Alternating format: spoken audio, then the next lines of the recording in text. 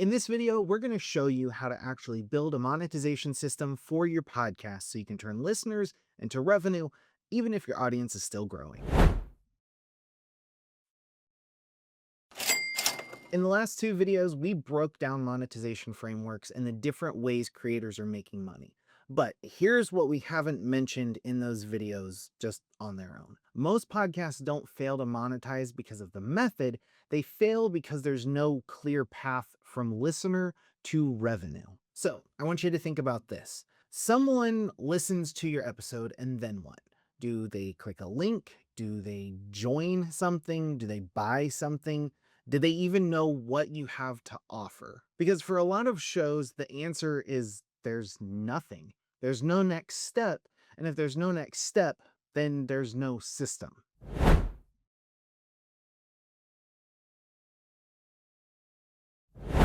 Now, instead of thinking in terms of ads, affiliates, or products, I want you to shift toward a three-step flow. This is going to be attract, direct, convert.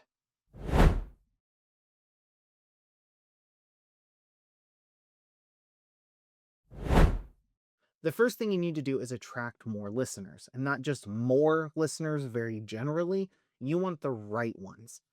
Hall of Fame podcaster Dave Jackson likes to say your podcast should make someone laugh, cry, think, or groan. That's one of my favorite sayings. It's something I carry with me when I create new shows or I help people with their shows. Some podcasts attract people because they help them learn something, feel something, or help them belong to something.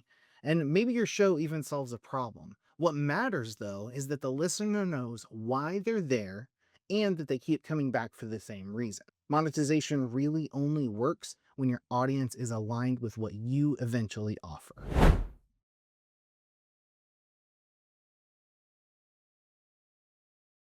Once you have attention, you have to guide that attention. But this is where you kind of have to be careful, because if it feels like you're constantly trying to sell something, people are going to pull back, even loyal listeners.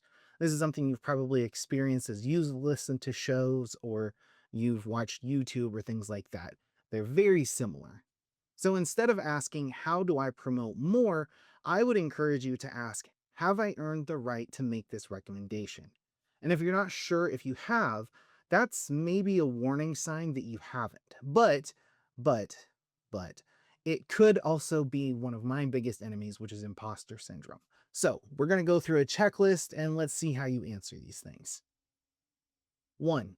Is it a natural extension of the content? 2. Is it something genuinely helpful? 3. Is it something you would mention even if you weren't paid? If you can answer yes to most of those, then your listeners probably aren't going to feel like they're being sold to unnecessarily. And, they do know that you have bills to pay and they're going to be more apt to participate. Not everybody, but at least they'll understand. If what you're offering feels random, forced, or disconnected from what your show talks about, then maybe reconsider spotlighting that service or product.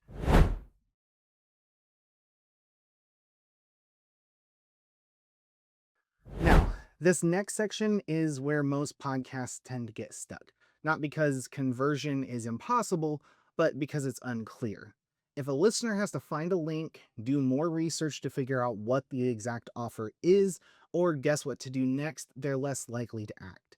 Now, I personally like to use customized website URLs like mypodcast.com/cool product because it's more memorable after they're done listening, because sometimes people don't have their phones on them, so they need to lock it upstairs. They can come back and go, oh yeah, mypodcast.com/cool product, and then they try out that cool thing. I've also heard creators say something like, having sponsors helps us make the podcast, or something like that, because it causes the listener to care. Now, even if you don't use ads, letting them know that you can't do what you do without their support can tug on the heartstrings a little. And that doesn't mean you have to pressure anyone to do anything. Just offer it up and remove the friction so they can support you because they trust you. If this video has been helpful, please subscribe and let us know in the comments which part of your monetization system needs the most work. Is it attracting, directing, or converting? We want to hear from you.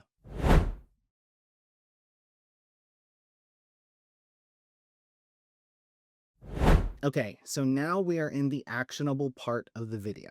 If monetization isn't working for you, one of these things is probably broken, so you just need to check it. If you're not growing, I recommend that you look at Attract. Maybe your topic is too broad or unclear. Your episodes may not create a reason to return, or your audience may not know what the show is for. Now, if you're not getting downloads or the engagement that you're looking for, fix the direct portion of this system. You may not be giving clear next steps. Your recommendations may not feel relevant, or you haven't built enough trust yet. Remember, good things take time, so just slow down, tweak a couple things. And if you're getting attention, but you're not getting any revenue, you might want to look at convert. Your offer may be unclear, your link may be hard to find, or you're just giving too many options. It's also possible that it's just not attractive enough to be something that people want to invest in. So instead of trying a completely new monetization strategy and jumping on Reddit and asking a whole bunch of questions on, oh my God, what's the best? Pick one part of the system that I just gave you and then adjust it. Then measure what changes. It's going to take some time. Monetization is a result of a system that works, but it needs attention and tweaks to make it run well. It isn't a one size all fits approach, and you're going to hear a lot all over the internet depending on who you ask. If you found this video helpful, subscribe because we share practical podcasting insights like this every week. And if you're ready to start a podcast, visit blueberry.com.